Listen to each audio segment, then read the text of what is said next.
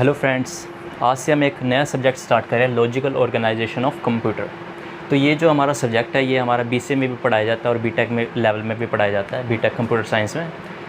तो इस सब्जेक्ट में हम क्या पढ़ते हैं, जैसे हमने नैंड गेट, नोर गेट, हमने ये हमारा सेकंड पार्ट है।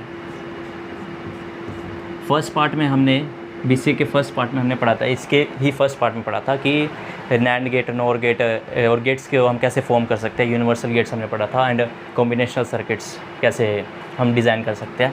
तो ये अब हमारा पार्ट सेकंड है। इसमें हमारा जो फर्स्ट टॉपिक है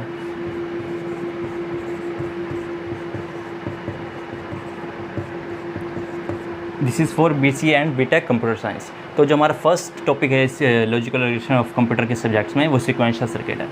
तो सीक्वेंशियल सर्किट क्या होता है, इसकी हम फॉर्मल डेफिनेशन पढ़ देते हैं। In sequential circuit the present output depends on the input and previous output. Sequential circuit की डेफिनेशन पढ़ने से पहले आपको पता होना चाहिए कि कॉम्बिनेशनल सर्किट क्या होता है।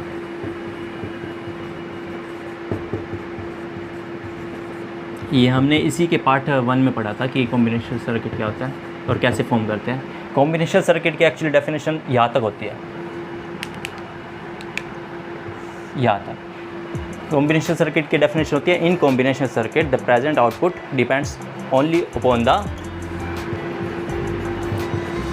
इनपुट्स। ये हमारी कॉम्बिनेशन सर्किट की definition. But in case of sequential circuit हमारी डेफिनेशन चेंज हो जाती है। क्या होती है, in sequential circuit the present output depends upon the input and the previous output. एक बार कॉम्बिनेशन सर्किट हम थोड़ा सा देख लेते हैं।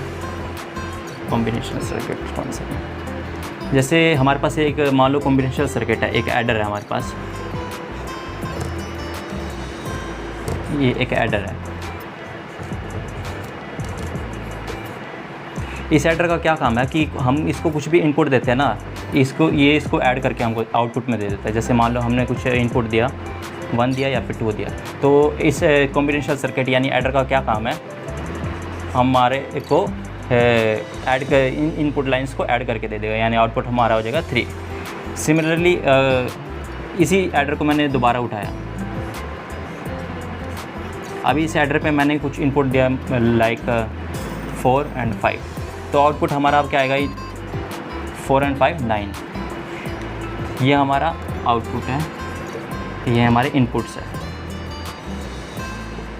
अब कॉम्बिनेशनल सर्किट क्या कहता है, जो हमारा जो आउटपुट आया है यानी 9 आया, वो किस पर डिपेंड कर रहा है, वो हमारा सिर्फ इनपुट्स पर डिपेंड कर रहा है। यानी हमने इसको क्या इनपुट दिया था, 4 and 5, तो हमारा आंसर क्या आ गया 9। इसमें हमने हमारा आउटपुट क्या है 3, इसमें हमें इनपुट क्या दिया था 1 and 2। तो जो ये हमारा आउटपुट आया है वो सिंपली किस पर डिपेंड कर रहा है, हमारे इनपुट्स पर डिपेंड कर रहा है। हमारे प्रीवियस आउटपुट ये हमारा क्या है, प्रीवियस आउटपुट।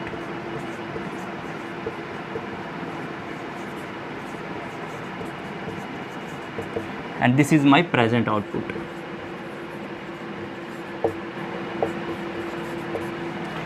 तो जो अब हमारा आउटपुट आया वो उसकी डिपेंडेंसी हमारे प्रीवियस आउटपुट पर नहीं है, यानी जो भी हमारा प्रेजेंट में आउटपुट आ रहा है वो उसकी सिर्फ और सिर्फ डिपेंडेंसी है हमारे प्रेजेंट इनपुट्स पर, only depends upon the inputs.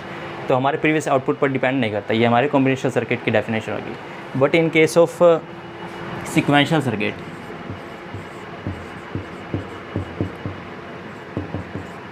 वही हमारे पास सेम एडर है, एडर। इस एडर का क्या काम है, इस पे मैंने कुछ भी इनपुट दिया, मान लो 1 दिया, यहाँ पे मैंने सिर्फ एक इनपुट दिया 1 और आउटपुट में मेरा क्या आ जाएगा, 1 ही आएगा। सिमिलरली मैंने अब इस एडर को दोबारा उठा लिया, इस एडर को दोबारा उठाया और मैंने आउटपुट वही रखा, इनपुट वही रखा, सॉरी, जो इनपुट पहले था। बट जो मेरा ये आउटपुट आया था, प्रीवियस आउटपुट, इस प्रीवियस आउटपुट को मैंने यहाँ पर दोबारा दिया। ये जो मेरा क्या है, ये प्रीवियस आउटपुट है।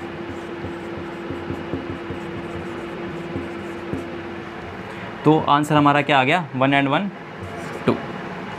ओके, तो जो हमारा अब ये आउटपुट आ रहा है, यानी अब हमारा प्रेजेंट आउटपुट ही है, ये हमारा प्रीवियस आउटपुट है। प्रेजेंट आउटपुट हमारा किस पर डिपेंड कर रहा है, एक तो जो हमने इनपुट दिया था ये हमारा इनपुट है, ये वाला हमारा इनपुट जो हमने दिया खुद, और ये जो प्रीवियस आउटपुट था जो हमारा यहाँ से आया था 1, यानी अगर मैं यहाँ पर मान लो पहले 2 देता इनपुट और यहाँ पे भी आंसर हमारा 2 आता आउटपुट, तो जो आउटपुट होता मेरा यहाँ पे क्या आता 2 और आंसर हमारा क्या होता है पे 1 and 2 3।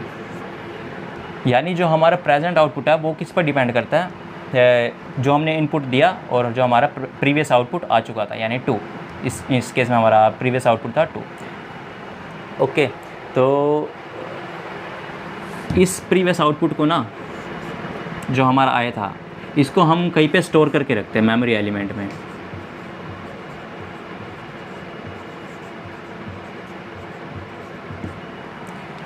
इसको हमने कहीं पे स्टोर कर लिया,